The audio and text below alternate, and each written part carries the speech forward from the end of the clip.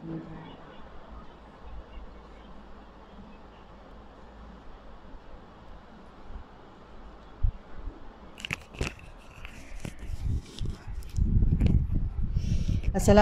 warahmatullahi wabarakatuh kepada tuan dan puan, ya, rakan-rakan Facebook dan juga follower page Tuna Aminah Omar. Jadi alhamdulillah sekali lagi malam ini kali ini sesi ni malam kita bawa satu lagi topik perbincangan. Sebenarnya topik malam ini adalah tentang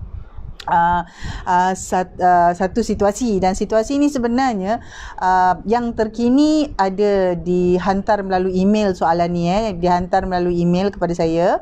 Jadi apabila saya teringat semula, bila saya menjawab email tu, jadi saya teringat semula sebelum ini ada banyak juga beberapa orang kata soalan ataupun beberapa individu, tidak kira sama ada mereka ini usahawan ataupun mereka individu yang ada kerjaya, ada yang menghantar beberapa persoalan yang lebih kurang sama, iaitu situasi di mana kita diminta ataupun kita kata ada beberapa situasi yang memerlukan kita atau menyebabkan kita meminjamkan nama kepada pihak-pihak tertentu. Jadi kepada tuan dan puan yang malam ini sempat bersama-sama dalam sesi Facebook Live kali ini, saya ucapkan terima kasih kerana sesi ini saya anggarkan dia panjang sedikit. Walau bagaimanapun saya menganggarkan sekitar 15 ke 20 minit saja tuan dan puan. Dan saya yakin dalam jam 9 nanti tuan dan puan mungkin ada urusan-urusan lain ataupun tuan dan puan akan masuk ke program ataupun kelas-kelas lain yang ada. Jadi sesi FB Live kali ini kita bawakan satu lagi topik perbincangan yang biasa berlaku di luar sana tetapi jarang diceritakan.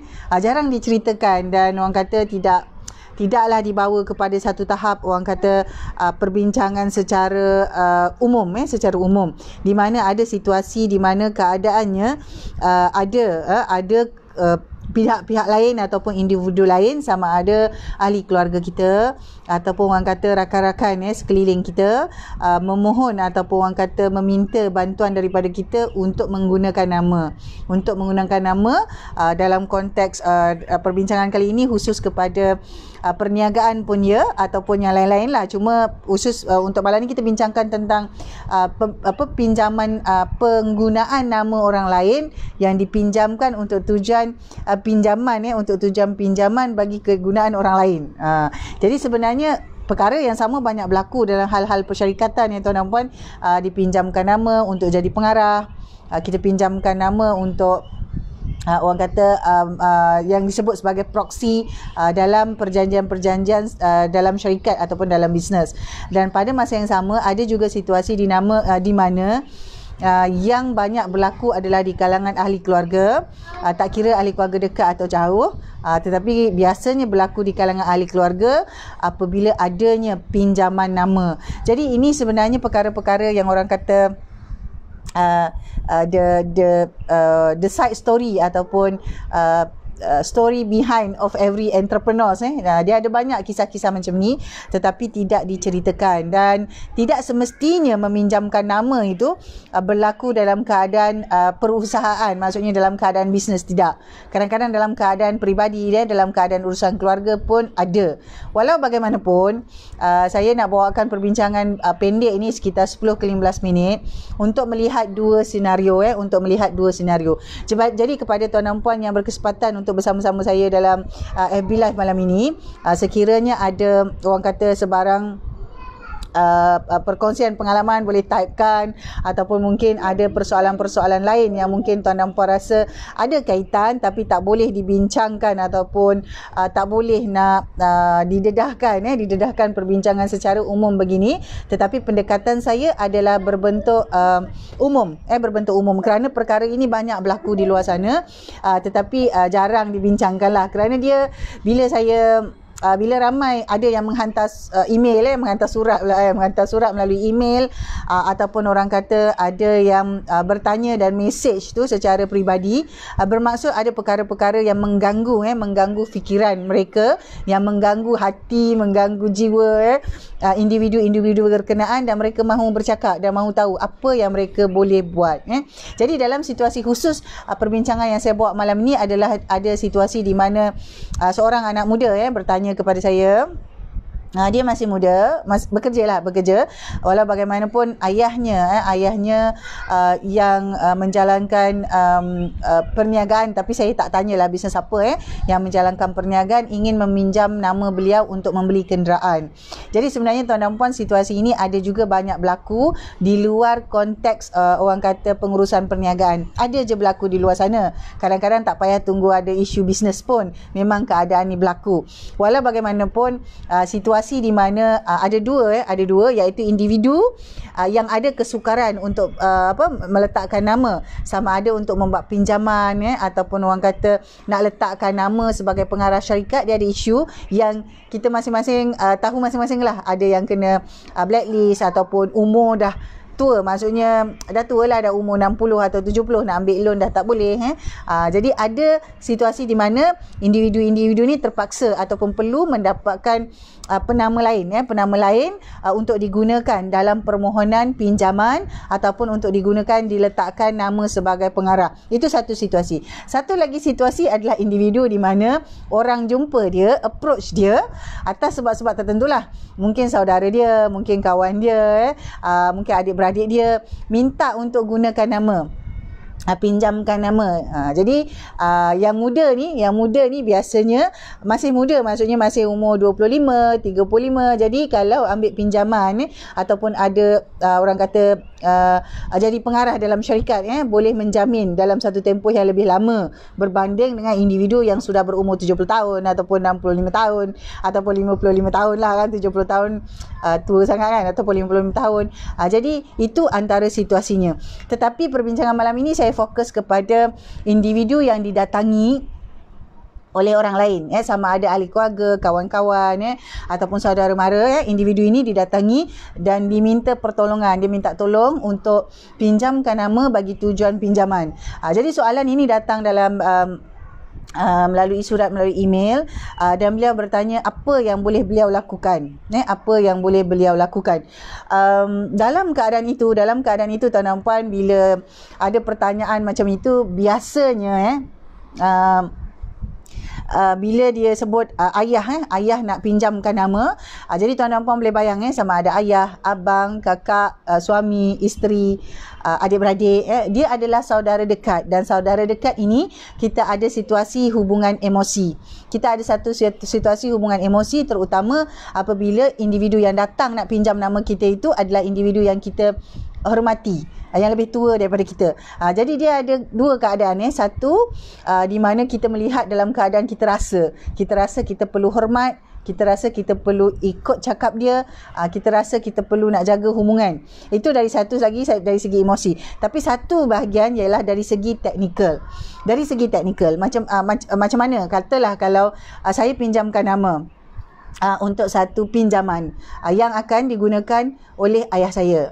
Ini bukannya kes terpencil tuan dan puan, ada banyak. Sebab sebelum ni saya ada jumpa beberapa orang anak muda, ada masalah apabila dia kata nak buka perniagaan dan nak kembangkan perniagaan kerana namanya sudah blacklist akibat hutang tertunggak kenderaan, yang mana kenderaan itu digunakan oleh ayah beliau. Ini bukannya pertama kali.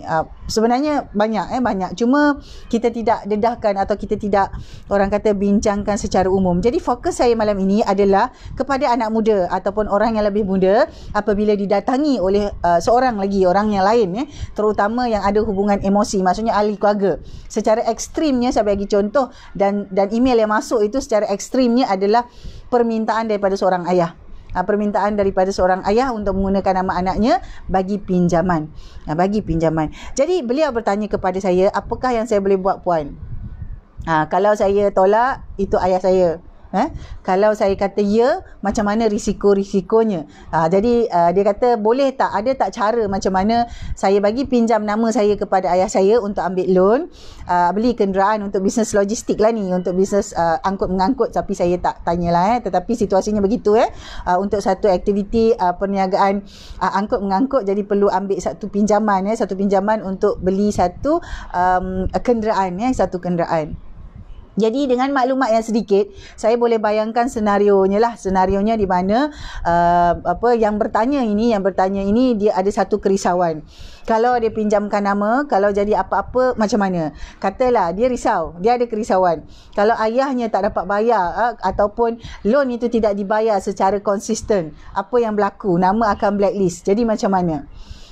Jadi saya sebenarnya sudah menjawab soalan itu kepada individu yang berkenaan.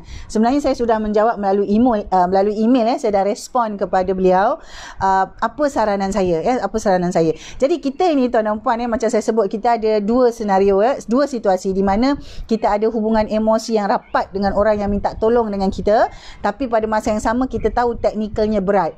Jadi dengan maklumat yang sedikit dia tanya itu, saya boleh bayangkanlah mungkin dia tak boleh tidur, sibuk nak fikir, masih muda, mungkin dalam lingkungan sekitar 25 ke 30 tahun, baru bekerja, nak bina kerjaya, dan nama nak dipinjam oleh ayah.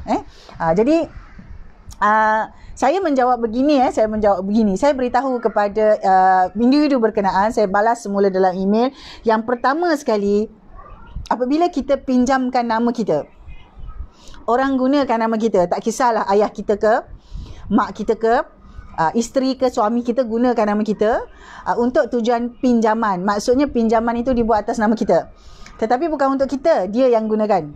Sama ada ayah itu yang gunakan ke, mak yang gunakan ke, bapa mertua ke, mak mertua ke, pakcik makcik yang ada close relationship tu, yang ada hubungan emosi tu, kita nama yang digunakan itu masih kekal tetap perlu bertanggungjawab kepada hutang tu.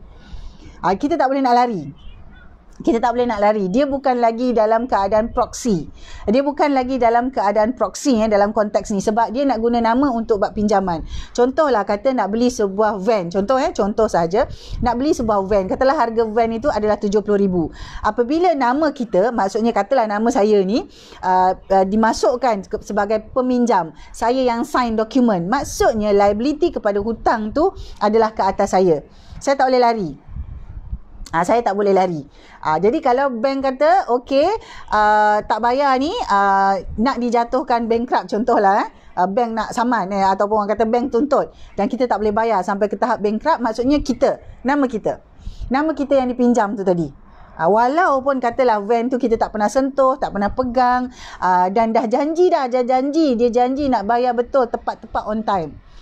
Jadi bila keadaan ni berlaku, kita kata, saya maklumkan bahawa apabila nama kita dah digunakan untuk hutang, kita yang akan bertanggungjawab meskipun kita hanya pinjamkan nama. Tak ada lari, tak boleh nak lari, kita yang kena. Itu yang pertama. Yang kedua, apabila kita kata kita didatangi oleh individu yang lebih tua, yang kita ada hubungan emosi dan yang kita rasa kita perlu jaga hubungan, supaya kita kata tak nak ayah marah, ataupun tak nak isteri marah, tak nak suami marah, tak nak mak mertua marah. Jadi kita tak nak gaduh. Jadi bermaksud kita perlu duduk dan bincang dahulu. Apa rancangan, jenis loan yang macam mana, untuk apa, berapa banyak, kena tanya apa tujuannya, apa rancangannya, semua kita kena. Bagi kita nak pinjamkan nama, kita kena berhati-hati. Itu kerana nama kita tu kalau dah blacklist ataupun sampai nama kita tu jatuh ke tahap boleh diisytiharkan bankrupt, itu adalah masa depan kita. Memang kita kata rezeki tu Allah yang beri, tetapi kita kena usaha. Salah satu daripada usahanya adalah menjaga profil keuangan kita. Jadi bincang dulu. Kalau dengan ayah tu, duduk dulu dengan ayah. Kalau dengan pasangan, duduk dulu dengan pasangan. Dengar betul-betul macam mana perancangannya. Kadang-kadang kita tak faham. Jadi kita ambil dulu maklumat tu dan kita bawa berbincang dengan orang lain. Tapi kena dapatkan maklumat tu lah. Contoh, ayah nak beli van. Okey, 70,000. Apa ayah nak buat dengan van tu? Okey, ayah nak buat bisnes macam mana? Jadi kalau kita dah faham tu, kita kata ini berisiko. Jadi kita boleh bincang lagi dengan ayah. Macam mana nak urus risiko tu? Macam mana nak urus risiko tu? Saya pernah jumpa, ini kes lain seorang anak muda lelaki yang mana ayahnya gunakan namanya untuk beli satu kereta yang kuat sikit nak pergi kebun, macam Nissan Navara tu kita panggil apa saya pun tak berapa fasih sangat jenis-jenis kenderaan ni. Pick up bukan pick up, dia bukan pick up van tapi yang jenis macam tu lah, sebab nak masuk kebun nak masuk kebun, angkat-angkat barang, angkat-angkat hasil kebun. Jadi ditakdirkan pinjam tu, masa dia datang tu barulah dia bagi tahu, tapi benda ni dah berlalu. Jadi masa tu saya tak boleh nak bagi nasihat apa-apa sebab dia datang tu cerita beliau dah susah buat bisnes dan dapatkan pinjaman yang lain dah susah kerana namanya dah blacklist. Jadi bila saya tanya kereta tu kat mana, Nissan Navara tu dekat mana, pada ayah dia kata kan. Jadi saya kata kalau macam itu sepatutnya bank apabila tak boleh bayar dia kena tarik kereta tu. Jadi kalau macam dalam kes tu saya tanya kenapa awak tak ambil kereta tu daripada ayah dan uruskan supaya tak ada nama tu blacklist lah. Uruskan tu termasuklah kalau dah tak boleh bayar jual. Contohnya kan. Tetapi sebagai anak dia kata tak nak lah puan, tak boleh lah sebab lagipun saya ni anak isteri yang pertama. Sekarang ni ayah dah duduk dengan isteri yang ketiga. Dia ada complication di situ. Jadi anak tu tadi tak nak ganggu, tak nak kacau dan tak nak terlibat. Jadi nama dia sampai dah kena blacklist, tak boleh lagi nak buat pinjaman yang lain. Itu satu situasi. Jadi perkara kedua yang saya jawab kepada yang bertanya tu, saya kata duduk baik-baik, duduk betul-betul dengan ayah terutamanya sebab dia yang nak pinjam nama. Tengok betul-betul apa rancangannya, amount je berapa. Contohlah kalau satu van tu 70,000, down payment berapa? Down payment macam mana? Mungkin ayah yang akan buat down payment contoh. Mungkin ayah yang buat down payment. Tetapi bayaran bulan-bulan tu berapa? Dan macam mana rancangan ayah nak bayar balik tiap-tiap bulan tu. Jadi semua ni kena duduk dan bincang. Sehinggalah kita yang nak pinjamkan nama tu, kita confident, okey kita yakin ayah boleh bayar. Kalau ayah tak boleh bayar macam mana? Kena bincang.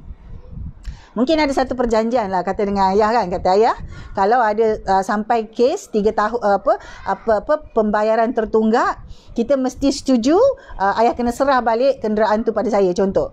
Dan saya ni tadi kalau nak pinjamkan nama kena tahulah apa nak buat. Sama ada nak jual ke, nak buat apa kalau kata tak boleh bayar, ataupun saya dah kira-kira saya mampu untuk bayar installment kalau ayah saya tu tak boleh bayar. Kalau saya ambil kenderaan tu saya mampu untuk bayar installment, jadi kenderaan tu, van tu saya boleh guna. Tapi apakah saya perlukan van tu? Jadi ini adalah perkara-perkara yang perlu diperhalusi. Duduk dulu, katalah kalau bapa mertua ke, mak mertua ke, kalau ada soalan-soalan macam kau tak percaya ke dengan aku, dengan bapa kau pun tak nak tolong Kalau ada soalan-soalan macam tu, sebagai anak muda sekalipun, kita perlu bertenang dan ambil masa dan jelaskan keadaan semasa. Contohlah kata kita baru kerja, mungkin gaji kita baru 2,000. Bila gaji kita 2,000, amount loan yang kita boleh pinjam tu setakat mana? Mungkin kita boleh beritahu ayah kita apa rancangan kita. Kita ada rancangan mungkin nak ada orang kata ambil loan lain untuk beli rumah sendiri contoh. Jadi apabila kita dah pinjamkan nama 70,000 untuk beli kenderaan, nama kita yang kita nak beli rumah sendiri tadi tu dah susah sikit Dah susah sebab kita akan ada gaji 2,000 saja, kita tak boleh ambil banyak-banyak loan. Jadi bank pun akan nilai semula kekuatan financial kita. Bila kita dah pinjamkan nama, maksudnya kita dah block satu laluan ataupun satu peluang lain. Jadi perlu bincang dengan ayah dan kita pun kira dan kita tengok perancangan kita. Dan kalau tak boleh, kena beritahu tak boleh atas sebab-sebab berikut. Kena beritahulah. Kena beritahu. Dia tak ada cara lain. Dan saya yakin zaman sekarang apabila kita ada ibu bapa ni sebenarnya sentiasa nak yang terbaik untuk anak-anak dia. Ibu bapa walau macam mana pun keadaan mereka sentiasa nak yang terbaik untuk anaknya. Jadi sekiranya kita sebagai anak bercakap dengan baik, orang kata berbincang dengan baik, tidak menolak terus mentah-mentah, tengok balik macam mana caranya. Ataupun daripada 70,000 tu kita kata abah saya hanya boleh sign untuk agreement pinjaman yang bernilai 30,000 saja contoh. Jadi kalau ayah nak juga kena cari kenderaan yang macam ni. Contohlah, itu saya bagi contoh. Jadi bagaimana kita nak bincang itu, kita mesti ada satu orang kata kebijaksanaan. Jadi kepada sekiranya tuan yang menghantar email kepada saya itu menonton video ini. Sebenarnya ada banyak lagi perbincangan lanjut, tetapi dengan maklumat yang sikit, saya tak tahu sangat apa tu, dia bagi tahu macam tu je, maka saya letakkan beberapa senario. Itu jawapan saya. Jadi dia akan banyak orang kata it depends banyak, sebab kita tak tahu apa sebenarnya situasi itu. Nak beli kenderaan tu berapa, lori pengangkut ke, van ke, kan, tak tahu untuk apa, macam mana, saya tak tahu. Jadi kepada tuan dan puan, kalau pun bukan tuan dan puan, mungkin ada kawan-kawan yang lain yang ada situasi macam ini, kongsikan kepada mereka supaya mereka pun ada satu basis macam mana, apa yang dia nak bincangkan tu apabila yang datang tu orang yang kita hormati, ayah kita, mak kita, mungkin pakcik makcik kita, mungkin pasangan kita sendiri, adik-beradik kita. Jadi kita nak jaga semua tu. Kita ni jenis orang kata nak jaga hubungan, nak jaga kita punya orang kata masa depan. Jadi banyak perkara. Walau bagaimanapun kita fokus satu perkara dulu dan yang lain tu kita akan ikut. Maksudnya kita fokus kepada risiko tu dulu. Perasaan tu baru kita urus kemudian risiko tu dulu. Itu yang kedua. Yang ketiga, kita buat perancangan. Katalah kalau kita kata tak boleh jadi, kena tolong juga ayah ni. Kesian ayah. Tak apalah, ayah dah besarkan contohlah, ayah dah besarkan kita selama 30 tahun, inilah masanya saya nak membalas budi ayah saya, dia nak pinjam nama saya untuk ambil loan, contoh. Jadi bila kita bersetuju ataupun kita kata okey, ya, bolehlah abang, kita kena buat perancangan. Katalah contoh, kita dah tahu gaji kita 2,000 sebulan, dan ayah nak pinjam nama untuk satu loan, untuk satu biji van yang bernilai 70,000. Down payment ayah dah bayar 20,000, maka loan tu atas 50,000 sahaja. Contoh. Jadi kita ni sebagai orang yang meminjamkan nama, mesti urus dan rancang benda ni. Maksudnya kemungkinan apakah kita perlu ada simpanan. Simpanan, katalah kalau sekiranya ada apa-apa, sekurang-kurangnya kita boleh bayar 2-3 bulan dan kita boleh ambil kenderaan tu dan kita boleh uruskan. Sama ada nak jual ke atau nak sewakan ke, kan? Yang itu kita kena ada perancangan. Itu kalau yang sewa van, itu kalau yang nak beli kenderaan. Mungkin loan ni untuk benda-benda lain. Jadi tuan dan puan kena semak apa perancangan kita. Jadi contoh, katalah saya rancang 5 tahun lagi saya pun nak beli rumah saya sendiri, tapi nama saya dah pinjamkan untuk loan bernilai 50,000. Maksudnya kapasiti untuk saya pinjam loan tu 50,000 tu dah gone. Dengan salary katalah 2,000 sahaja, boleh ke saya dapat loan lain lagi? Jadi ini semua kena orang kata diberikan perancangan kepada personal finance kita tu tadi, dan kena berjaga-jagalah. Jadi itu antara 3 perkara sebenarnya yang saya jawab dalam email itu, dan saya mengambil sedikit masa nak jawab. Saya jawab selepas 3 hari, sebab saya kata ini adalah perkara yang klise, bukanlah klise, maksudnya banyak berlaku, tetapi tidak ramai yang menceritakannya. Jadi untuk pengetahuan tuan dan puan, saya tak ingat tahun bila, tetapi saya sendiri pernah pasangan saya sendiri, ni cerita biasalah kan, suami sendiri datang kata nak minta nama saya untuk buat satu pinjaman, tak banyak pun 10,000, tapi saya tak nak. Sebab apa? Sebab itu adalah untuk buat satu bisnes, satu bisnes agak kecil lah, bisnes tu 10,000, tapi saya kata tak boleh. Sebab saya tengok bisnes modelnya macam mana. Kebetulan pada tahun itu, saya sekitar tahun 2013-2014 macam tu. Jadi kebetulan saya faham tentang bisnes model yang dia cuba nak buat tu. Jadi saya tengok ada risiko. Jadi saya tahu tak boleh. Walaupun hanya 10,000. Kerana dia isunya bukan hanya kerana pinjam nama. Satu lagi isunya adalah kerana kadar ataupun kebolehan nak bayar balik. Walaupun 10,000 kita rasa senang. Tak apalah, 1,000 sebulan, 10 bulan dah habis. Ya, betul. Tetapi kita tak tahu keadaannya 1,000 tu boleh jadi bernilai sangat besar pada kita pada waktu itu. Yang kita tak tahu. Pernah. Dan dalam keadaan sekarang, saya juga ada beberapa orang kawan yang dah orang kata berusia dan ada anak-anak yang dewasa. Ada mereka menyatakan bahawa anak-anak tak nak tolong. Anak-anak tak nak pinjamkan nama ada.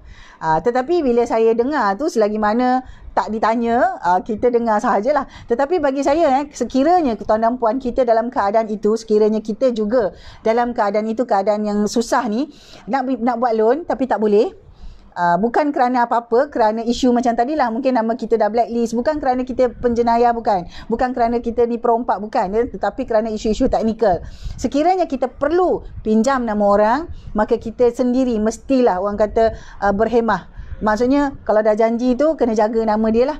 Kena jagalah nama dia tu, sebab dia dah pinjamkan nama dia kepada kita. Jadi kalau ada masalah kena cepat-cepat bagi tahu.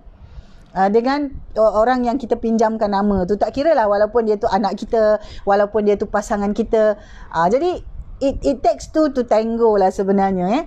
Jadi dalam keadaan ini, tuan dan puan, perbincangan ini setakat ini, kerana selebihnya dia memang bergantung kepada tuan dan puan sendiri untuk buat keputusan nak bagi pinjam nama atau tidak.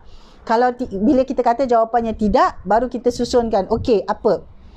Jadi itu saya kata tadi, bincang dulu dengan individu yang datang nak pinjam nama kita tu, perhalusi apa rancangannya dahulu. Jangan terus kata tidak walaupun kita tahu jawapannya kita nak bagi tidak.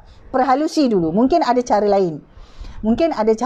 Contoh, kalau ayah kata nak beli 70,000, mungkinkah sebenarnya boleh sahaja beli van yang second hand? Yang mungkin kita boleh dapat 30,000, 35,000 second hand, tetapi condition dia tip top. Apakah itu caranya? Jadi walaupun kita pinjamkan nama, risiko tu kita kurangkan. Ataupun adakah kita boleh ada share dengan maksudnya kita share bantu ayah untuk beli van tu dengan adik-beradik lain. Contoh, ayah ada 20,000 buat down payment. Jadi dengan bank gunakan nama kita, gunakan nama saya contoh hanya 30,000. Baki lagi tu mungkin 20,000 dipinjam daripada adik-beradik. Pinjaman adik-beradik. Contoh, saya bagi contoh saja. Mungkin benda ni tak boleh berlaku, tetapi ikut keadaan masing-masing. Sekiranya boleh, maksudnya yang kita nak cari adalah solution.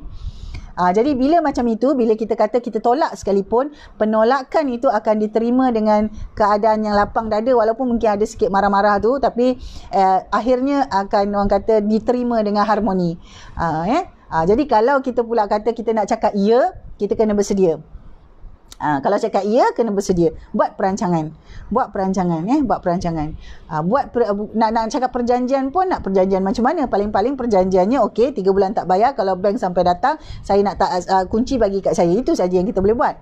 Tetapi kita masih kena uruskan. Mungkin nak sewakan van tu, ataupun kita kata kita jual, baki hutang tu kita masih tanggung. Kadang-kadang van kan, ataupun kenderaan, bila kita beli, bila kita nak jual balik, harga dia dah jatuh kan. Jadi nilai orang kata baki hutang kepada bank tu masih ada. Jadi perkara-perkara tu tuan dan puan perlu dilihat semula. Dan kepada yang bertanya itu, saya doakan semoga urusan beliau selamat dan dalam keadaan baik, maksudnya dipermudahkan urusan. Dan kepada saya sendiri, saya mengingatkan diri saya sendiri, anak ramai ada 6 orang, saya pun mengingatkan diri saya sendiri supaya dalam keadaan tertentu, apabila anak-anak menjadi lebih dewasa, kita dapat saling membantu, tapi bukan orang kata dalam keadaan yang menyebabkan anak kita sukar, ataupun dalam keadaan kita sendiri sukar.